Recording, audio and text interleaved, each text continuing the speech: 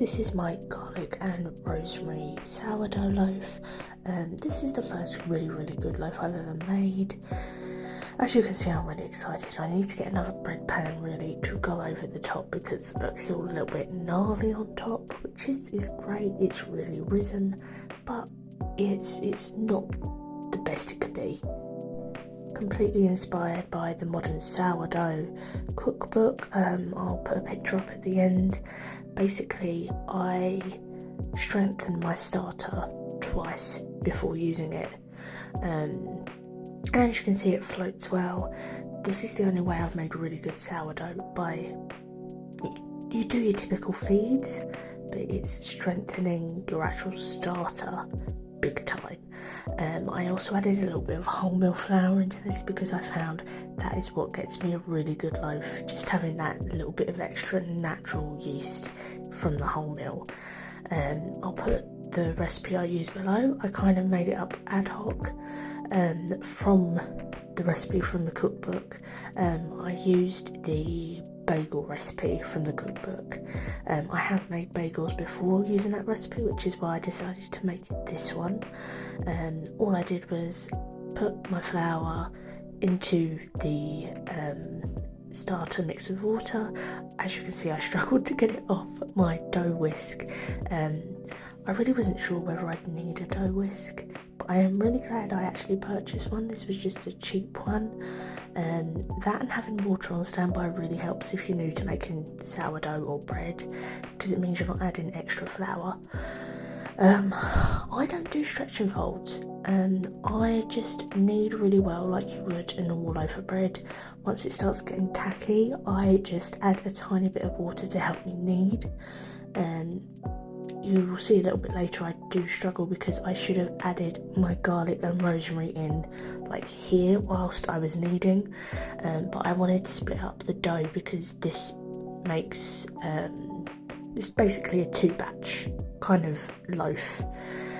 I just put the dough into a oil sprayed tub and I flatten it out so I can see how much it's risen.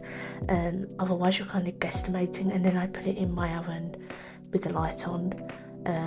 Here I'm just rehydrating my rosemary and my garlic granules. You'll see later that by rehydrating them together they create a really thick paste, which is what I just kneaded into the dough. By the way, if you need a pestle and mortar, I literally got this yesterday from Poundland, and it was £2 and it does the job, so I'm happy. So I just add a little bit of hot water. As you can see, it looks really watery, but when I put it on the dough in a minute you will see how thick it is. I really did struggle to mix it in, but I just carried on kneading and it was fine. Here I'm just portioning off some of the dough to make some plain rolls, and then look how thick that garlic mixture is. It smells and tastes amazing. Obviously you can't really use it for breakfast. I mean, you could if you're making something like mushroom toast or avocado toast, but I just wanted to experiment because I've been doing some plain stuff. I made some croissants and stuff. And I thought, you know what, I really want to make a rosemary and garlic loaf, so why not? After that, I then put the rosemary garlic back into that same big pot and let it proof again, just for about an hour. And while that was happening, I just shaped my rolls. I think it was 5 rolls at about 115 grams.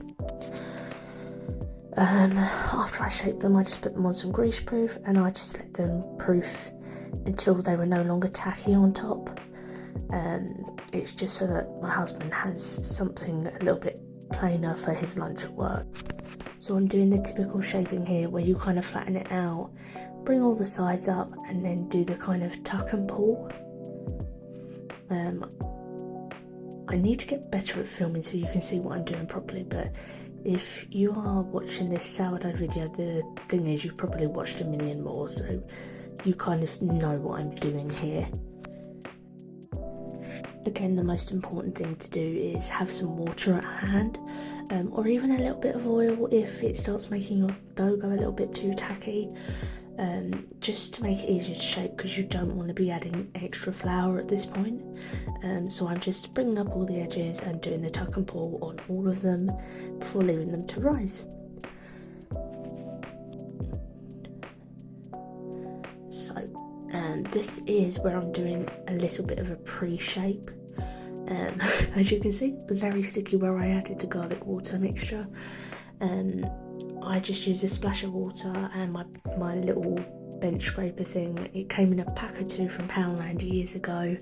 It's just a small little scraper, just to kind of do a little bit of the push-pull method basically. And then this is where I'm doing the actual shaping for the loaf. Like I said, I need to get another bread pan to kind of act as a lid, because the foil just didn't work for me. I do get a little bit excited here because I saw all the bubbles on top. That's me showing you the bubbles.